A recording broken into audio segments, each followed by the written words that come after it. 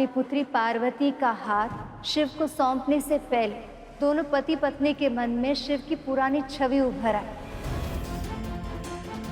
पर उस कामेश्वर रूप का दर्शन करके दोनों ने अपने मन को शांत किया और फिर संशय के साथ कन्यादान किया।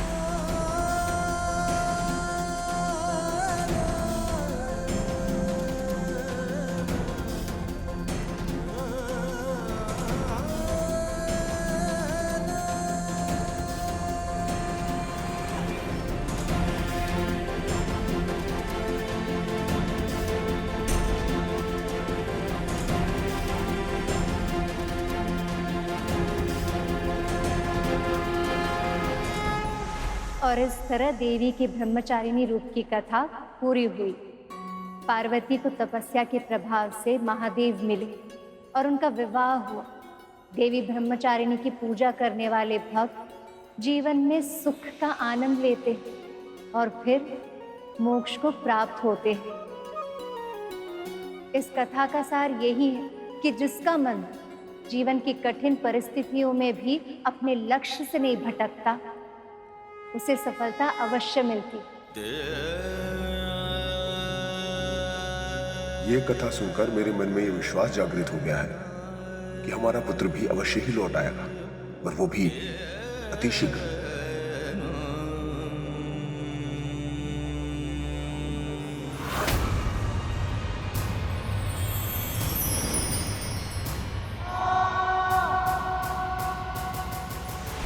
मेरे अहंकार के कारण मैंने प्रभु का वाहन बनने का एक महान अवसर व्यर्थ कर दिया था, किंतु इस व्रत को पूरा कर पुनः उस अवसर को जीवित करने का प्रयास करूंगा मैं। चलिए देवी ब्रह्मचारिणी की आरती करते हैं।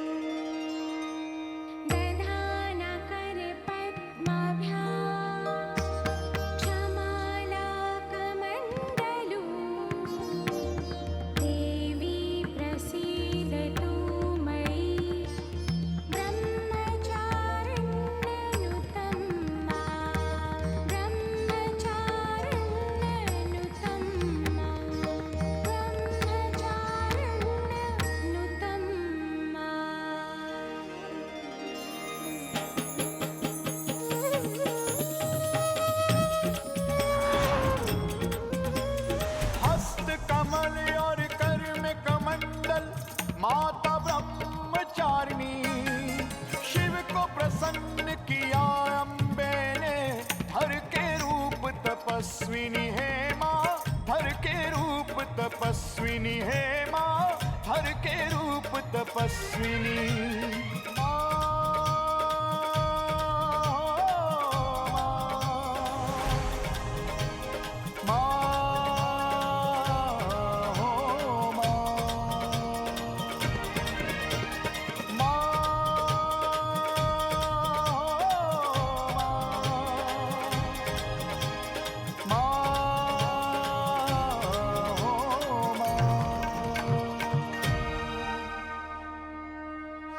अपने संकल्प पर अडिग रहकर तुमने दूसरे दिन का व्रत भी पूरा कर लिया है।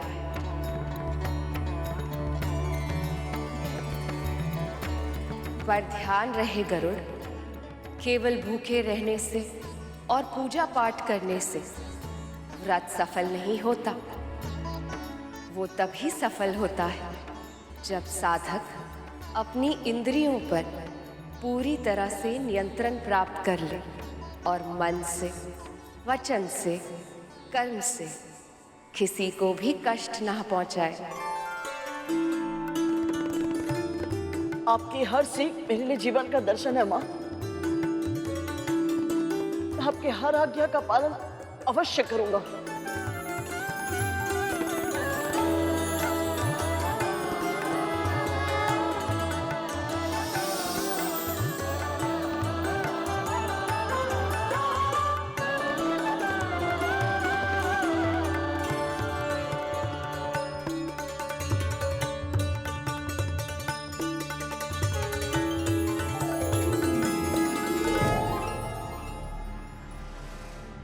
क्या हुआ श्रीमान? भाभी जी, आप दोनों क्या सोच रहे हैं? पता नहीं क्यों आज बहुत दिनों बाद मन में फिर एक आशा की किरण जाग उठी है भैया जी।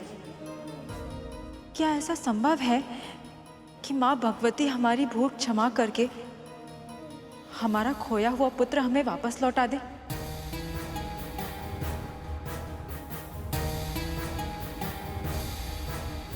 पता था हमको।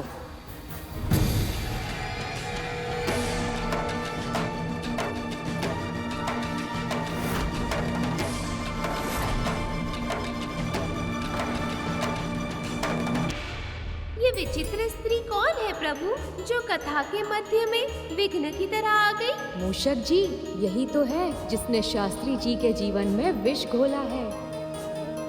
किंतु इन्हें ये ज्ञात नहीं है कि इस बार इनका सामना मेरे मामा श्री प्रभु विष्णु और मामी श्री महालक्ष्मी से हुआ है। अब क्या करेगी ये और क्या करेंगे मामा श्री, ये देखने में बहुत आनंद आएगा। दीदी आप? दीदी प्रणाम। खुश रहो। कितने बरस हो गए पर आप दोनों से भूले नहीं ना अभी तक।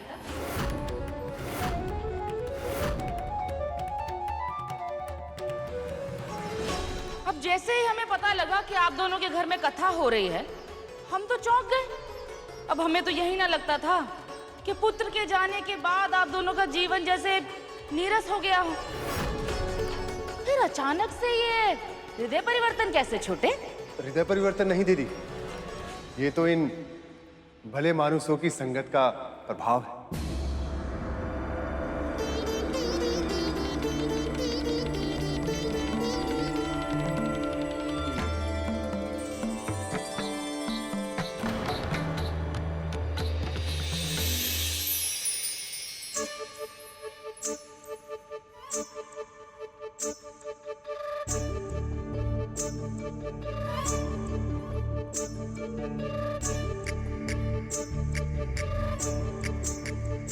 अरे प्रभु, ये स्त्री तो विचित्र ही है।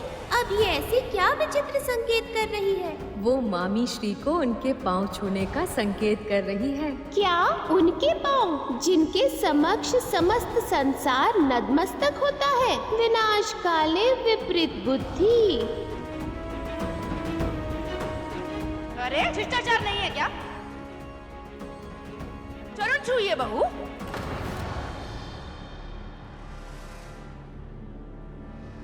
परंतु बड़ी तो ये है माँ जी। माँ जी नहीं, बुआ जी कहिए। इनकी बड़ी बहन है आप। हाँ,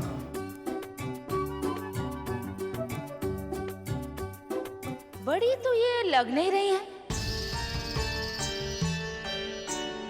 आयु क्या होगी आपकी भला? आपकी जितनी होगी।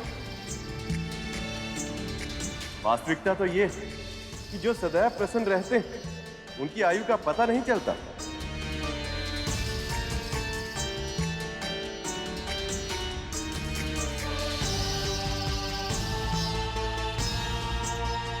वैसे आप कौन हैं? अब पहचानेंगे कैसे? परिचय तो दिए नहीं ना आप।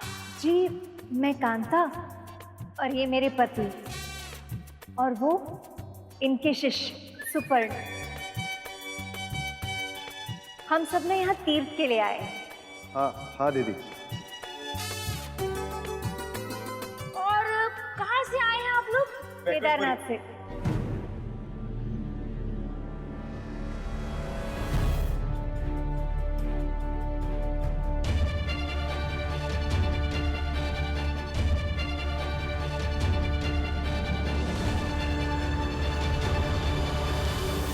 ये क्या प्रभु, माता लक्ष्मी और प्रभु विष्णु तो फंस गए। ये तो होना ही था। मामा श्री के मुख से तो वैकुंठ ही निकलेगा ना, उनका निवास स्थान जो है।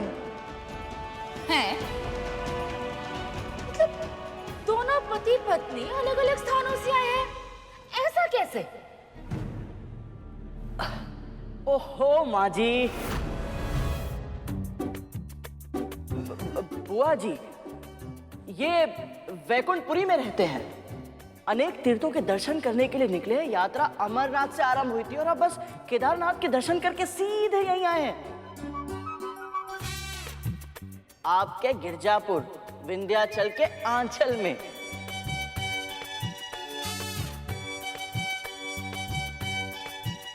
इनका तीर्थ यात्रा करना उचित भी है, आयु जो हो गई है।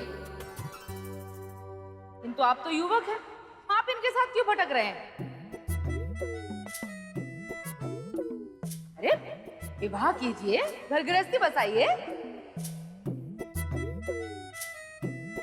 आप सही कह रही है बुआ जी, परंतु मैं अपना पूरा जीवन हरि की भक्ति में समर्पित करना चाहता हूँ।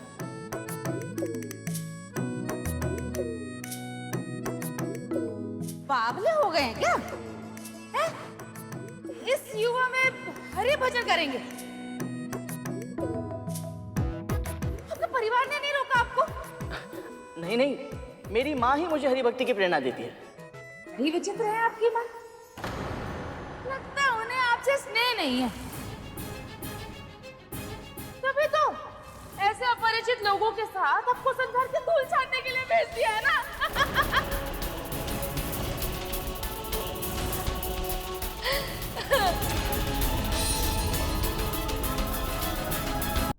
दीदी, आप भी आते ही क्या प्रश्नोत्तर में लग गई?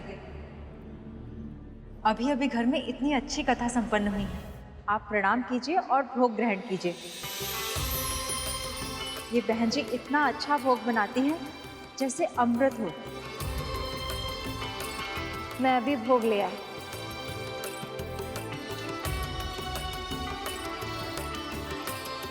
टूटे, तुम भी बड़े विचित्र कार्य करते हो। पहले पुत्र को घर से निकालने से पहले नहीं सोचा, और अब अपरिचितों को घर के भीतर लाने से पहले। अरे ऐसे ही अतिथि बनकर आते हैं और फिर घर वालों को बाहर निकाल के घर पर नियंत्रण कर लेते हैं। ऐसा नहीं है, वो बहुत अच्छे लोग हैं, बहुत ही धार्मिक लोग हैं माँ भगवती की कृपा से, और बहुत अच्छी अच्छी बातें भी करते हैं। वही तो कह रही हूँ मैं, जो अधिक अच्छी अधिक मीठी बातें करते हैं, वही नींद में आपका सब कुछ लूट कर ले जाए तो क्या कीजिएगा भला?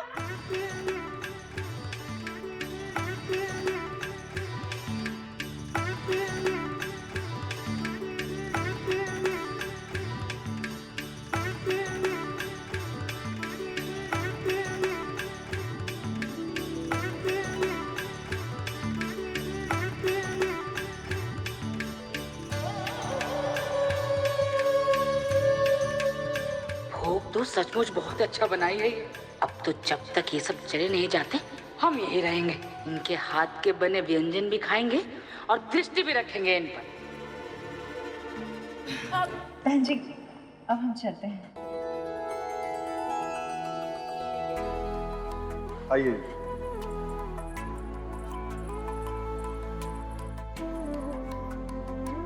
माँ, प्रभु, बुआ जी तो बहुत ही नकारात्मक बातें करती है। यदि ये कथा में आई तो इनके विष से कोई ना कोई विघ्न अवश्य पड़ेगा, और कथा का वातावरण भी दूषित हो जाएगा। यही तो तुम्हारे संकल्प की परीक्षा है गरुड़। इस संसार में व्रत करना इसलिए इतना कठिन है क्योंकि यहाँ तरह तरह के व्यक्ति होते हैं और वो तरह तरह की कठिनाई उत्पन्न करते हैं। जितने व्यक्ति किसी अच्छे कार्य में साथ देते हैं, उससे कई अधिक व्यक्ति उसमें बाधा उत्पन्न करते हैं। इसलिए गरुड़, तुम्हें तुम्हारी संकल्प शक्ति को दृढ़ करना होगा और सारी चुनौतियों को पार करके अपनी लक्ष्य को प्राप्त करना होगा।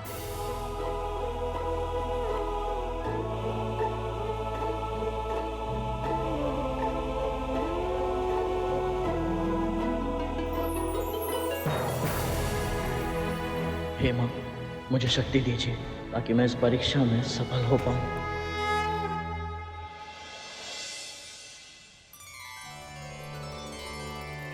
जय माँ भगवती, जय माँ विंध्यवासिनी, जय माँ भगवती। वो बुआ जी नहीं आई आज? जी, वो कल की कथा के बाद तनिक थक गई थी तो आज विश्राम कर रही। हम आज की कथा प्रारंभ करें माँ भगवती की कृपा से। तो अब वो नहीं आएंगी। चलो भला टली। वैसे आज प्रभु विष्णु और माता लक्ष्मी कौन सी कथा सुनाने वाले हैं प्रभु? वही जिनके आगमन से जीवन में अलौकिक ऊर्जा का अनुभव होता है।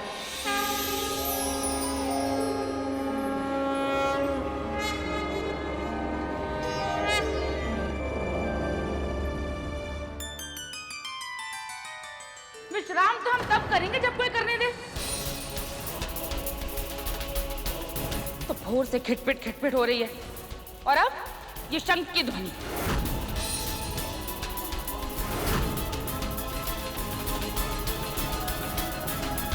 प्रभु, बुआ जी को तो किसी भी वस्तु या व्यक्ति से प्रसन्नता ही नहीं, ऊपर से किसी को भी अपमानित करने का कोई अवसर नहीं छोड़ती। सत्य कहा मूषक जी आपने। हम लोगों से या स्थान से पीछा छुड़ा सकते हैं, किंतु अपने कर्मों से नहीं। बुआ जी को भी उनके कर्मों का फल अवश्य मिलेगा। कीजिए, आराम कीजिए। अब उपवास तो हम रख नहीं पाएंगे, तो कथा अवश्य सुनेंगे। जी।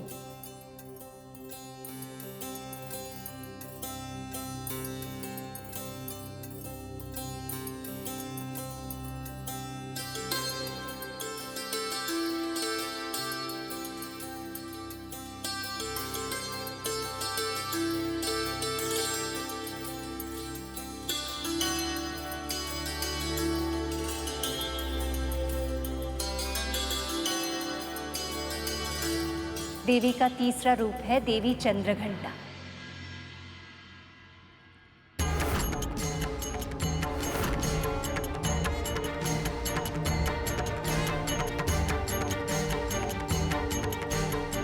नवरात्रि के तीसरे दिन इनकी पूजा की जाती है। इनकी पूजा करने वाले भक्त को इस मायावी संसार में रहकर भी अलौकिक वस्तुएं दिखाई देती,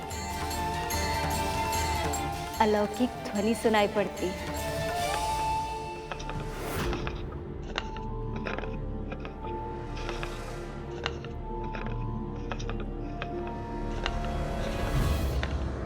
माँ, श्री माता के इस रूप की उत्पत्ति कैसे हुई थी माँ?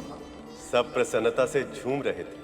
आने वाले सुखद भविष्य की कल्पना से सब आनंदित थे। पर एक व्यक्ति ऐसा भी था जो महादेव और देवी पार्वती के इस विवाह से प्रसन्न नहीं, क्रोधित था।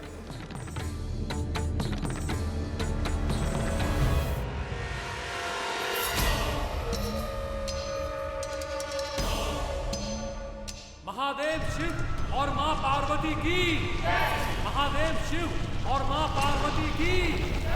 महादेव शिव और मां पार्वती की। महादेव शिव और मां पार्वती की। महादेव शिव और मां पार्वती की। महादेव शिव और मां पार्वती की। ये कैसी ध्वनि है? ये हो क्या रहा है? असुरराज, जो कन्या शिव की तपस्या कर रही थी उसने तपस्या पूरी कर ली असुरराज, और शिव ने भी उसके साथ विवाह कर लिया। ये हमारे लिए संकट का संकेत है असुरराज। आज विवाह हो गया है, कल पुत्र भी हो सकता है। नहीं होगा, मैं होना ही नहीं दूंगा। भले ही उन दोनों का विवाह हो गया हो, परंतु उनका मिलन अधूरा ही रहेगा।